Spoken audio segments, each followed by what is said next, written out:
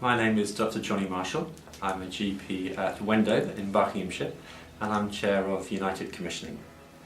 Within Buckinghamshire, as part of the NHS reforms, we're currently looking at establishing clinical commissioning groups and deciding whether there should be one across the whole of Buckinghamshire or two within Buckinghamshire. We are providing information to the practices so they can consider the pros and cons of those two options, as well as having a big event on the 18th of January to which all practices are invited.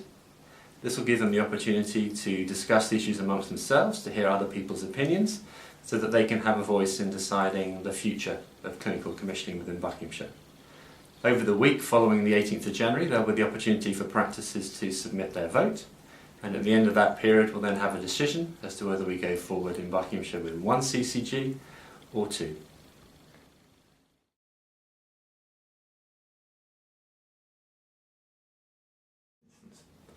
The main difference in terms of clinical commissioning groups is an opportunity for practices and members of practices to be much more involved in not only the decisions they make with patients about clinical interventions, but also about how we design the system in the first place to improve the choices that clinicians can make with their patients.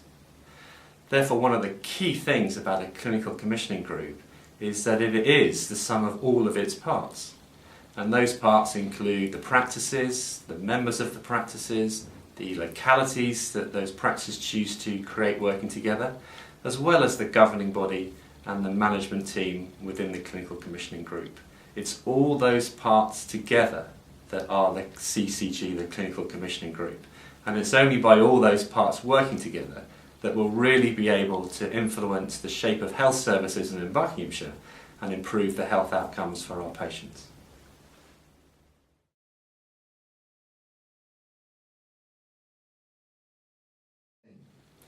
So by April 2013, we wish to be established as a fully fledged, authorised clinical commissioning group. In order to do that, we'll need to go through the authorisation process, which is likely to be around October 2012, and we need to have developed a track record as a shadow CCG from April 2012 in order to get through that authorisation process.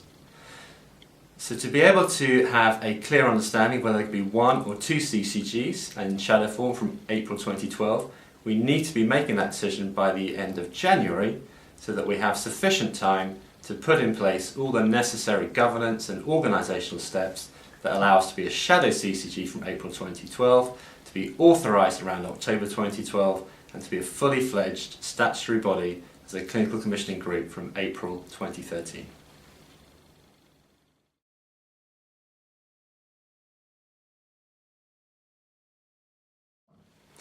Well, I think one of the most important things that we've picked up from practices is that as part of a CCG, they want to have a voice, they want to be instrumental in determining how services are provided to their patients.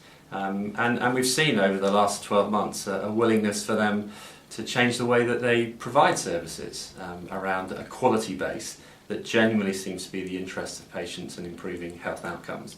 So I think whether we have one CCG or two, the commitment across both primary care collaboratives that exist at the moment, so that's United Commissioning and BPCC, is very much around a locality model where we have practices working together around the needs of their populations and then supported by the management team, by the governing body, both at a local level but also in terms of representing their opinion to other organisations on a collective perspective, so that they are very much the driving force in terms of improving services for patients.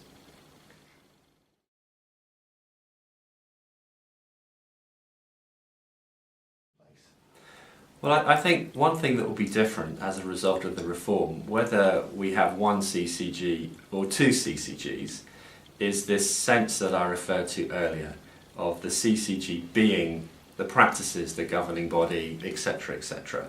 It's very much getting a much greater engagement of practices and members of practices in developing health services.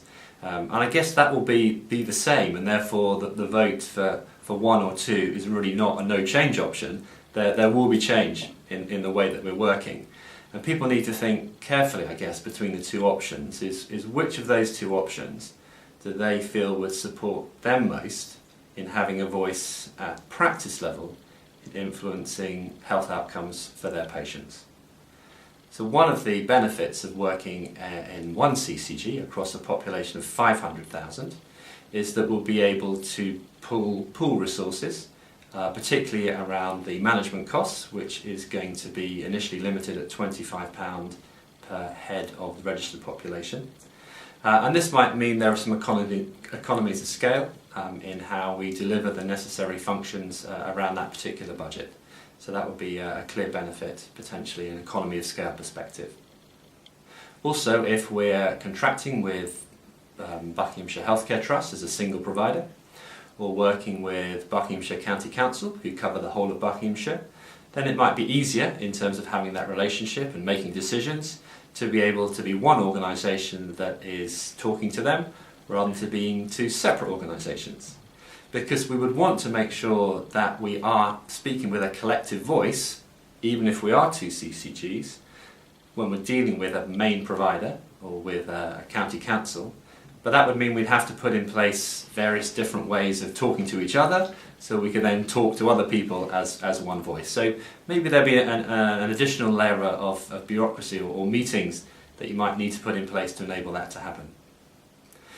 The other side of the coin is that if we were one CCG across 500,000 people, it might feel that some parts of that CCG were more remote from others than as two CCGs. So the governing body might feel a bit more remote in a bigger CCG. Then we need to think, well, as a practice, how would you feel about that? How would you feel you were able to influence that? Would that support you in delivering better services in your locality at a local level? Or would that hinder you? Would it feel a bit more faceless? Would it feel like it was the old PCT rather than you were part of that organisation? Because I think, again, it's key that practices really feel part of the organisation and able to make those decisions. And it is the decisions that clinicians make with individual patients that ultimately commit healthcare resources and have an impact on health outcomes. The scale is ensuring that we've got the necessary choices in place, working with different providers to facilitate and enable those clinicians and patients to make the right decisions.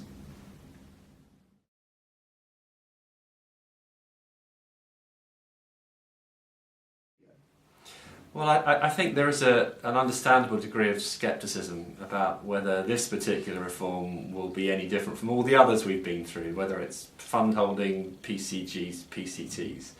I think as practices within United Commissioning, what has united us from the beginning was the desire to work together to improve services for our patients, to improve outcomes for our patients. And I think we've all had a sense of frustration through practice-based commissioning that never really quite transpired into how we wished. I genuinely think that clinical commissioning groups, by giving us the accountability, albeit that does feel a bit scary, a step into the unknown, I think fundamentally it does come back to the reason we all got together in the first place. And that's to have a much greater voice in being able to improve services for our patients, therefore to improve the decisions that we make with our patients at an individual consulting level, so that we can get the very best health outcome possible from the resources that we have available to us in Bucks.